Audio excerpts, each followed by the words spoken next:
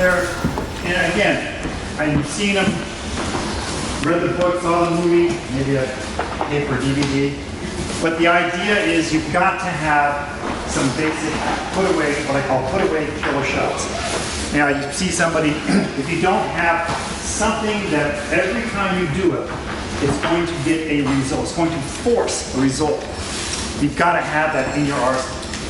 So the first one we're going to cover is what Mark would call the Caveman, or the forehand downward diagonal.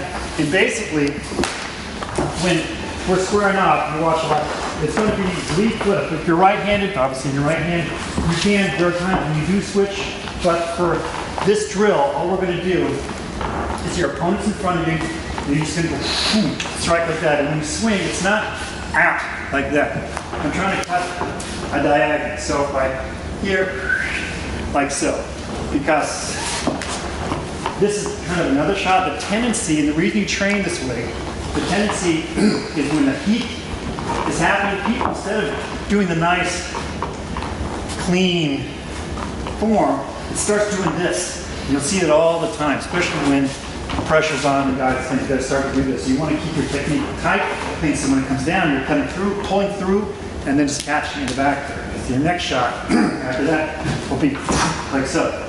So allow me to interject here, just like I did on the first tape. I was talking about the difference between the diagonal of the X and the hourglass. Okay, so for those of you who are not familiar with this point, think in terms of is the body mechanic in alignment with gravity? The way most of us throw a ball, we are in alignment with gravity. We're not coming across at a diagonal. We're not on the body mechanics of the baseball swing, the baseball bat, the horizontal. This is a vertical strike. So your hand should be staying very close to your hip as it comes down on both the forehand and the backhand. If on my backhand I'm coming like this in your space, I'm probably on the diagonal. I want to be coming alongside the body. You want to be coming alongside the body on this stroke. Notice this detail about what he's doing. So when you're training, that's a lot of times, and I'll be honest with you, a lot of, like Mark said, this, and Benjamin knows himself, this gets to be lonely. The further and further up you go, the fewer and fewer training partners you have. So just as a point of advice, if you have a good training partner, really, really appreciate it, because they're hard to come by. In time, you get, it's not like you'll have it forever. That's the thing that, at a certain age, you think, oh, I'm going to have this for years. No, it's this much, and then gap. This much, you find something else, and then, desert. You're training by yourself again. And so that's what you're going to have to just understand. It's a journey you're going to make by yourself with someone at times when your paths to join. But a lot of times it's going to be alone. So when you do this by yourself, it's going to be just striking like so. And when you come in, all I want you to do for this particular shot, I'm going to walk around and watch. All I want you to do is just to visualize your partner, make sure you're hitting that body. Ideally, you're trying to go through the top of the head on one side and cut through this quadrant like so. Now, in a fight situation, sometimes you do adjust it. But for training purposes, what you want to get is to get the habit of having it cut straight down like so. And I catch it here in the back just for restraint purposes.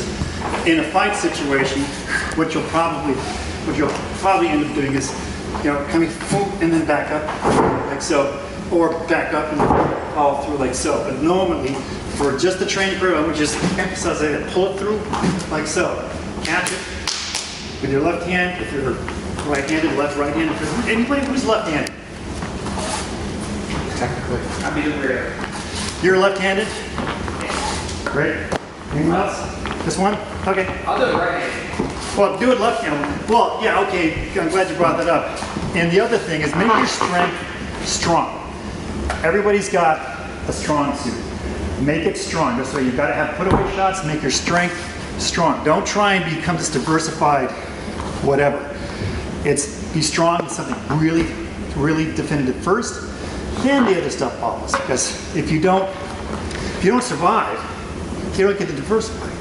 So make sure that you have your strength strong first. Now, when you lean into it, you can lean in. A lot of times, do I reach? Do I go back? The answer is yes. You do both. When you do, I'll usually I'm just warming up. I'll do 12 strokes, and sometimes I'll lean in, sometimes I'll skip back. Just depends on what, the scenario. Because remember, fighting is very dynamic.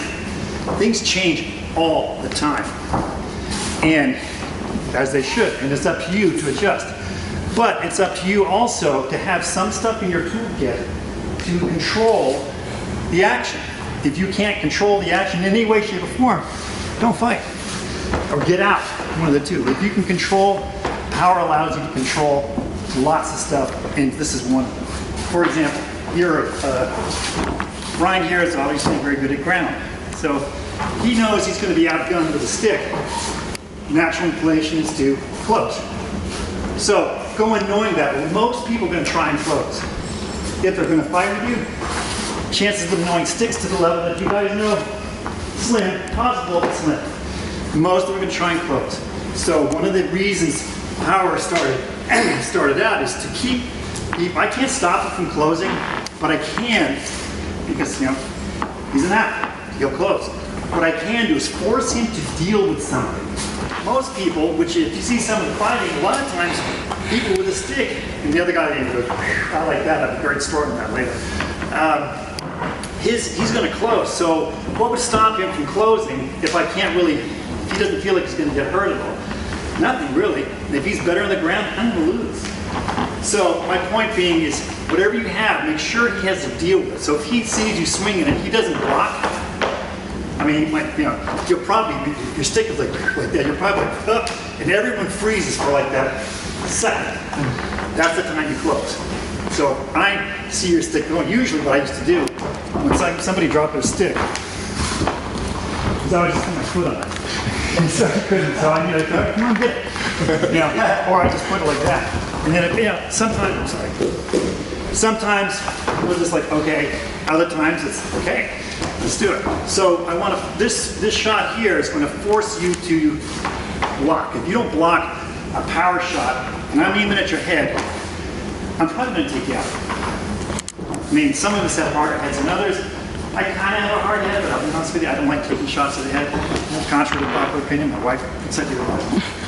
So when you come in, I'm forcing him to block. So if you're coming in, you're going to play it like that. So make sure whatever you hit him with takes that out. I can't stop him from closing.